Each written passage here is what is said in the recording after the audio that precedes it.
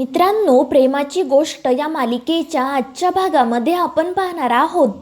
मुक्ता सागरला म्हणते की मला तुमच्या मुलीचं वाईट वाटतं, कारण तिचं नशीब तुमच्या बायको इतकं चांगलं नाही.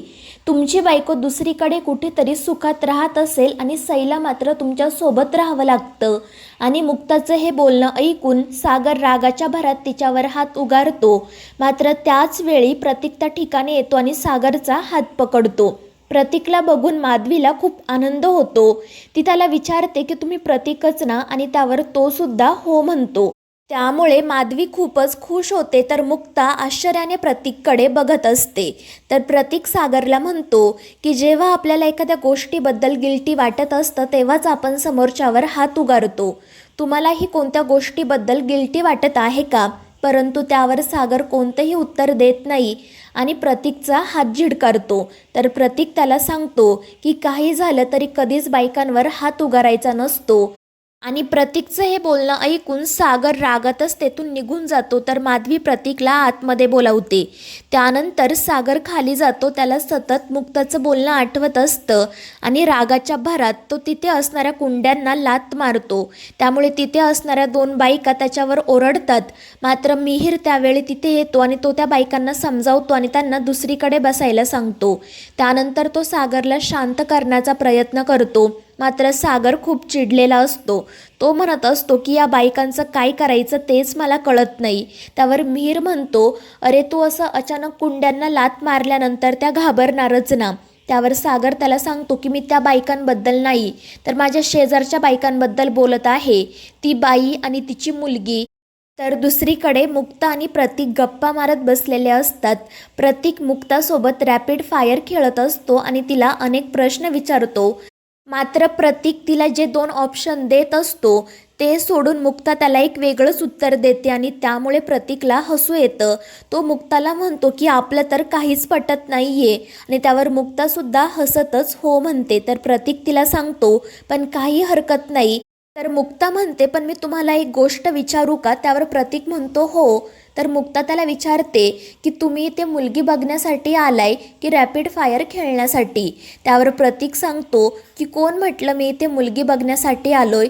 मी तर इथे एक छान मैत्रीण शोधण्यासाठी आलो आहे.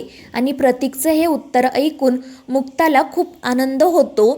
ती प्रतीकला विचारते, मग मैत्रीण तुम्ही अशी रॅपिड फायर खेळून शोधता का?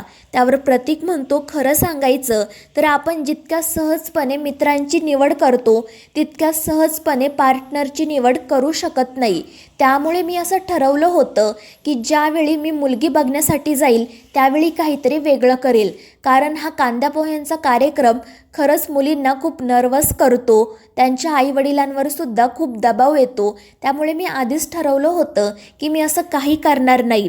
आणि प्रतीकचं हे वेगळं उत्तर ऐकून मुक्ता आश्चर्याने त्याच्याकडे बघते. तर दुसरीकडे माधवी प्रतीकसाठी शेवयांची खीर बनवत असते. पुरू तिला विचारतो की तुला काही मदत हवी आहे का? त्यावर माधवी म्हणते की जर तू बदाम खाणार नसशील तर त्यांचे 2 तुकडे करून दे. आणि त्यावर पुरूसुद्धा हसतच हो म्हणतो. त्यानंतर तो माधवीला विचारतो की तू इतका छान रगडा पॅटिसचा बेत बनवला आहे, मग ही परत शेवयांची खीर कशासाठी? त्यावर माधवी म्हणते, अरे म्हणतात ना, चांगल्या कामाची सुरुवात कोणत्या तरी गोड पदार्थाने करावी, म्हणून मग मी शेवयांची खीर बनवायचं ठरवलं आहे. आज आपल्या मुक्ताच्या आयुष्यातला खूप महत्त्वाचा दिवस आहे. आज सगळं काही छान होणार आहे. आणि त्यावर पुरूसुद्धा हो म्हणतो. तर माधवीला काही जुने क्षण आठवतात आणि ती पुरूला म्हणते की इतक्या वर्षांमध्ये अनेक मुलं आपल्या मुक्ताला बघण्यासाठी आली, मात्र तिच्यातील कमतरता त्यांना कळल्यानंतर त्यांनी आपल्या मुलीला नाकारलं. असंही नव्हतं की ते अगदी मदनाचे पुतळे होते, पण माझ्या मुलीतील कमतरता कळल्यानंतर त्यांनी माझ्या सोन्यासारख्या सुरेख मुलीला नाकारलं. आणि माधवीचं हे बोलणं ऐकून पुरूलाही वाईट वाटतं. तर दुसरीकडे प्रतीक मुक्ताची रूम बघत असतो आणि तिला म्हणतो की तुमच्याबद्दल मला जास्त काही जाणून घेण्याची गरज नाही, कारण जेव्हा मी इथे आलो तेव्हा मला तुमच्याबद्दल 50% समजलं आणि उरलेलं 50% तुमची ही रूम बघितल्यानंतर. मात्र प्रतीक नेमकं असं का म्हणत आहे ते मुक्ताला कळत नाही. तर प्रतीक तिला सांगतो की तुमच्या रूममध्ये इतकी पुस्तकं आहेत आणि कोणत्याही पुस्तकावर धूळ बसलेली नाही आहे. याचा अर्थ तुम्ही रेग्युलर ती वाचत असणार. आणि त्यावर मुक्तासुद्धा आनंदाने हो म्हणते. तर प्रतीक तिला सांगतो, पण मी कधीच पुस्तकं वाचत नाही, मी फिल्म बघतो. मराठी, हिंदी, हॉलिवूड असं सगळंच मी बघत असतो. आणि मग तो मुक्ताला सांगतो की आपण एक काम करू, मी तुम्हाला फिल्म दाखवतो, तुम्ही मला पुस्तकं द्या. आणि त्यावर मुक्तासुद्धा हो म्हणते आणि लगेच एक पुस्तक प्रतीकच्या हातावर ठेवते. त्यानंतर प्रतीक तिला सांगतो की तुमची ही रूम खरंच खूप छान आहे, इथे अगदी छान वाईब्स येत आहेत. आणि त्यामुळे मुक्तासुद्धा खुश होते. तर प्रतीक तिला म्हणतो की तुम्ही अगदी स्वतःच्याच प्रेमामध्ये अखंड बुडून गेल्यात असं वाटत नाही, कारण या रूममध्ये तुम्ही तुमच्यासोबत आईबाबांचा देखील फोटो ठेवला आहे.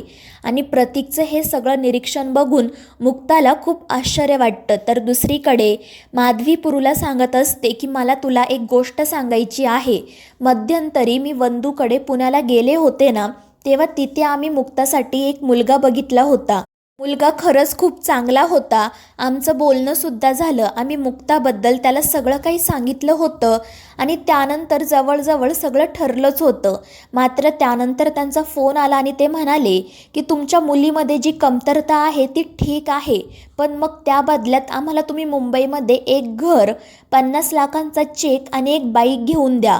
आणि माधवीचं हे बोलणं ऐकून पुरूला धक्काच बसतो. तर माधवी म्हणते की त्या दिवशी मला समजलं की कमतरतेची सुद्धा बोली लावली जाऊ शकते आणि त्यामुळे पुरूलाही वाईट वाटतं. तर दुसरीकडे प्रतीक मुक्ताला म्हणत असतो की तुम्ही डॉक्टर आहात म्हणजे खूप हुशार असणार, त्यामुळे मुलांचा अभ्यास तर तुम्हीच घ्याल ना. आणि प्रतीकचं हे वाक्य ऐकून मुक्ताचे डोळे नकळतपणे भरून येतात. ती म्हणते की मला वाटलंच होतं तुम्हाला ही गोष्ट माहीत नसणार. आणि त्यावर प्रतीक तिच्या जवळ येत म्हणतो की मला ही गोष्ट माहीत आहे. आणि ते ऐकून मुक्ताला आश्चर्य वाटतं. ती म्हणते खरंच तुला याबद्दल माहीत आहे का? त्यावर प्रतीक म्हणतो हो. तर मुक्ता त्याला विचारते, मग तू असं का विचारलंस की मुलांचा अभ्यास तू घेशील, कारण मी तर कधीच आई होऊ शकणार नाही. त्यावर प्रतीक म्हणतो, पण आपण मूल दत्तक घेतल्यानंतर तू आई होशीलच ना. आणि प्रतीकचं हे वाक्य ऐकून मुक्ताला खूप आनंद होतो. तर दुसरीकडे सागर मिहिरला सांगत असतो की त्या बाईने सगळीकडे सांगून ठेवलंय की मी तिचा होणारा जावई आहे. इतकंच नाही तर ती माझ्या ऑफिसमध्ये सुद्धा आली होती आणि त्यानंतर तिने तिच्या मुलीला सईची डॉक्टर म्हणून माझ्यासमोर उभं केलं आणि तिची मुलगीसुद्धा तिच्याच सारखी सईबाबत काहीतरी बोलायचं आहे म्हणून ती सतत माझ्यासमोर येत राहिली. त्यामुळे मला असं वाटलं की खरंच तिला सईची काळजी आहे, पण नाही, हे सगळं फक्त एक नाटक होतं. मात्र मिहिर म्हणतो की तू सगळ्यांना असं जज नाही करू शकत. सावनीने तुला धोका दिला म्हणून. मात्र त्याचं वाक्य पूर्ण होण्याच्या आतच सागर मोठ्याने त्याच्यावर ओरडतो. त्यामुळे मिहिर गप्प बसतो. तर दुसरीकडे मुक्ता प्रतीकला म्हणत असते की खरंच तुला मूल दत्तक घेतलेलं चालेल ना. आणि त्यावर प्रतीकही आनंदाने हो म्हणतो. तर मुक्ता म्हणते पण प्रत्येकाला असं वाटतं ना की आपलं स्वतःचं मूल असावं. त्यावर प्रतीक म्हणतो एकदा का आपण मूल दत्तक घेतलं की ते आपलंच होणार ना. मग त्याने कोणाच्या पोटी जन्म घेतला आहे या गोष्टीने मला काही फरक पडत नाही. आणि प्रतीकचं हे बोलणं ऐकून मुक्ताला काय बोलावं ते सुचत नाही. तर प्रतीक हसतच तिला विचारतो की मला सांग, तुला आंबा आवडतो की कलिंगड? मात्र मुक्ता म्हणते जांभळं. आणि ते ऐकून प्रतीकला हसू येतं. तर दुसरीकडे पुरू माधवीला विचारतो की जर हा मुलगासुद्धा तसाच असेल तर? त्यावर माधवी म्हणते नाही पुरू, हा मुलगा वेगळा आहे. एखाद्या माणसाचा नालायकपणा लक्षात येण्यासाठी आपल्याला वेळ लागतो, परंतु एखाद्या माणसाचा वेगळेपणा आपल्या लगेच लक्षात येतो. मगाशी हा मुलगा सागरसमोर जसा उभा राहिला, जसं त्याने त्याला सुनावलं, त्यावरूनच माझ्या लक्षात आलं की हा आपल्या मुक्ताच्या पाठीशी आयुष्यभर खंबीरपणे उभा राहील. तर दुसरीकडे सागरचं बायकांबद्दलचं मत ऐकून मिहिर त्याला समजावण्याचा प्रयत्न करतो की जे तुझ्या बाबतीत घडलं ते सगळ्यांच्याच बाबतीत घडेल असं नाही आहे ना. सावनीने तुला धोका दिला त्यामुळे सगळ्या बायका तशाच असतील असं तर नाही ना. आणि त्या काकू मगाशी सांगत होत्या ना की त्यांचा काहीतरी गैरसमज झालाय, मग खरंच तसं काहीतरी झालं असेल. मात्र सागर म्हणतो की नाही, आता माझी खात्री पटली आहे की सगळ्या बायका एकसारख्याच असतात. त्यावर मिहिर त्याला समजवण्याचा खूप प्रयत्न करतो, पण सागर त्याचं काही ऐकत नाही. तो मिहिरलाच तेथून जायला सांगतो. तर मित्रांनो, या मालिकेच्या पुढील भागांमध्ये आपण पाहणार आहोत प्रतीक लग्नाला होकार देतो, त्यामुळे मुक्ता, मिहिका, पुरू आणि माधवी यांना खूप आनंद होतो. त्यांनासुद्धा प्रतीक खूप आवडलेला असतो. तर मित्रांनो, या मालिकेच्या पुढील भागांच्या अपडेटसाठी आपल्या चॅनेलला सबस्क्राईब करा.